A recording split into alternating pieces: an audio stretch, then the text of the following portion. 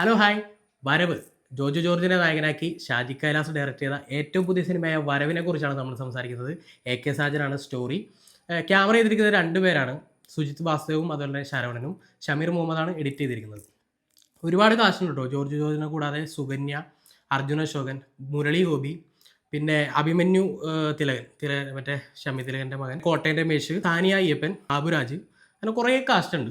Cinema എങ്ങനെയുണ്ടെന്ന് ചോദിച്ചാൽ, പഴയ വീഞ്ഞ് ഒരു പുതിയൊരു കളർ കുപ്പിയിൽ നിറച്ച് ഇങ്ങനെ നമുക്ക് മുമ്പിൽ വെച്ചാൽ എങ്ങനെ ഉണ്ടാവും, അതാണ് എനിക്ക് വരവ് എന്ന് പറയുന്ന സിനിമ കണ്ടപ്പോൾ തോന്നിയത്.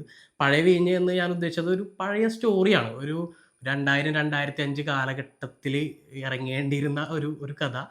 അത് എനിക്ക് തോന്നുന്നു ഷാജി കൈലാസ് ഇപ്പോൾ ഡയറക്റ്റ് ചെയ്ത് വെച്ചാൽ എങ്ങനെ ഉണ്ടാവും. അതും പുതിയ കുപ്പി, കളർ കുപ്പി എന്ന് പറയുമ്പോൾ അത്ര നല്ല കളർ കുപ്പിയല്ല, കുറച്ച് മങ്ങിയ കുപ്പിയാണ് താനും. കാരണം ഷാജി കൈലാസിൻ്റെ സ്ഥിരം എന്താ പറയുക, മേക്കിംഗ് കൊണ്ട് ഒരു പഴയ സ്റ്റോറി ചെയ്തു വെച്ചേക്കുന്ന പരിപാടി. പക്ഷേ പിന്നെ പറയേണ്ടത്, ഷാജി കൈലാസിൻ്റെ ഒരു സ്ഥിരം പരിപാടിയൊന്നുമില്ല. എന്ന് വെച്ചാൽ ഈ നായകൻ ഇങ്ങനെ വന്ന് നിൽക്കുമ്പോൾ, മാസ് പരിവേഷത്തിൽ വന്ന് നിൽക്കുമ്പോൾ ഒരു നാലായിട്ട് കീറി ഇങ്ങനെ വൈഡായിട്ട് പോയിട്ട് പിന്നെ വന്ന് കൂടിച്ചേരുന്ന ഒരു പരിപാടിയൊക്കെ ഉണ്ടല്ലോ, പഴയ പരിപാടി. അത് അങ്ങനത്തെ പരിപാടിയില്ല. പക്ഷെ എന്നാൽ പോലും ഷാജി കൈലാസിൻ്റെ സ്ഥിരം ഫ്ലേവർ പരിപാടിയൊക്കെ തന്നെ പോകുന്നുണ്ട്.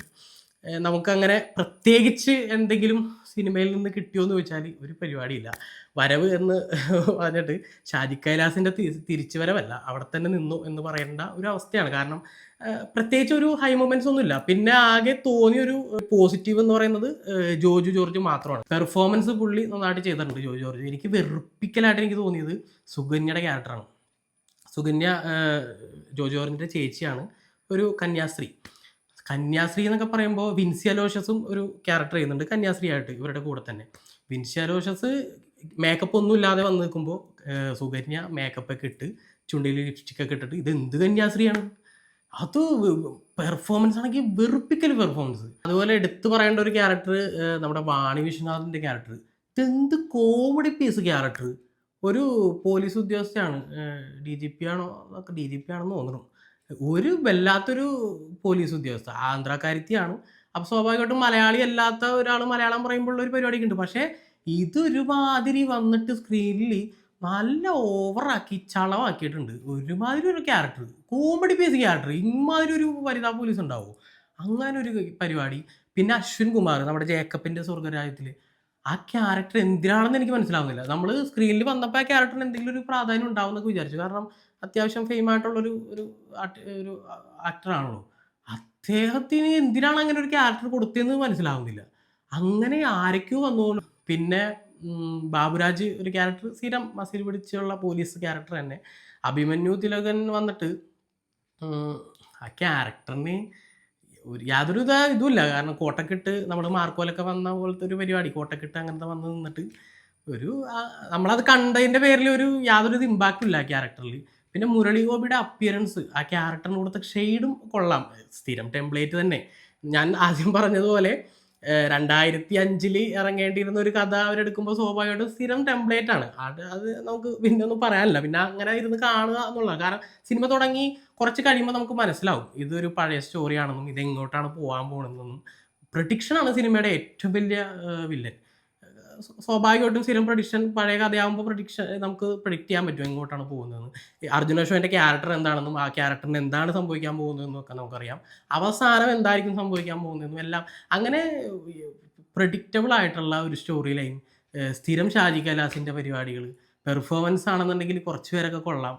മുരളി ഗോപി ആ സ്ഥിരം പരിപാടിയൊക്കെ തന്നെ പിടിച്ചു പോയിട്ടുണ്ട്. പക്ഷേ ക്യാരക്ടർ ഒരു സ്ഥിരം ടെംപ്ലേറ്റിൽ വരുന്ന ഒരു ക്യാരക്ടർ, എന്താണ് മേടയിൽ കൊച്ചേട്ടൻ എന്ന് പറയുന്ന ഒരു പ്രമാണിയായിട്ടുള്ള ഒരു വില്ലൻ. അത് പരിപാടി അത്രയേ ഉള്ളൂ. പിന്നെ അസീസ് ഒരു ക്യാരക്ടർ ഉണ്ട്, അത് വലിയ തരക്കേടില്ലാത്ത ഒരു ക്യാരക്ടറാണ്. പിന്നെ ഈ പറഞ്ഞ ക്യാമറ രണ്ടുപേര് ഞാൻ പറഞ്ഞ സുജിത് വാസ്തവും ശരവണനും. ക്യാമറ ഒപ്പിച്ചിട്ടുണ്ട് പുള്ളി കുറേ പരിപാടികളിൽ. പക്ഷേ ഈ ഷാജി കൈലാസിൻ്റെ പല സിനിമകളിൽ കാണുന്ന പോലെ ജീപ്പ് പോകുമ്പോൾ ജീപ്പിൻ്റെ സൈഡിൽ നിന്ന് ക്യാമറ തല തിരിച്ചിട്ട് പിന്നെ കറങ്ങി വരുന്ന പരിപാടികൾ, അങ്ങനത്തെ ചറപറ ഷോട്ടുകൾ, അങ്ങനത്തെ പരിപാടികളൊക്കെ ഇതിനകത്തുണ്ട്.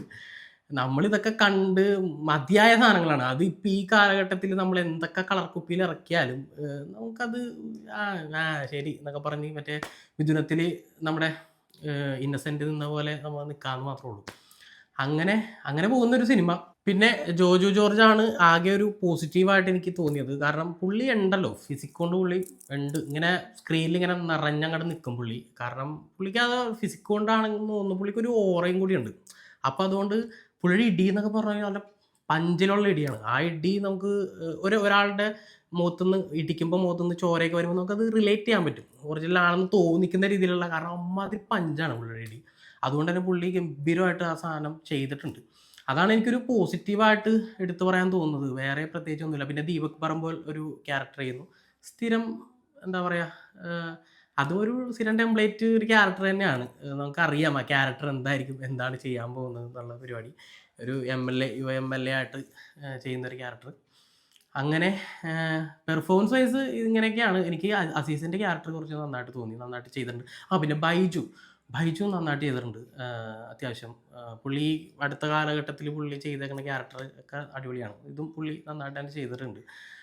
പിന്നെ എനിക്ക് ഈ പടത്തിൻ്റെ ഒരു കോമഡി എന്ന് പറയുന്നത്, ഒരു പോലീസ് സ്റ്റേഷനിൽ വന്നിട്ട് ഒരു പോലീസുകാരനെയൊക്കെ ഒരാൾ വന്നിങ്ങനെ, സ്പോയിലറൊന്നുമല്ല, നിങ്ങൾക്ക് പ്രെഡിക്റ്റ് ചെയ്യാൻ പറ്റുന്ന കാര്യമാണ്, അത് സ്പോയിലറായിട്ടൊന്നുമല്ല.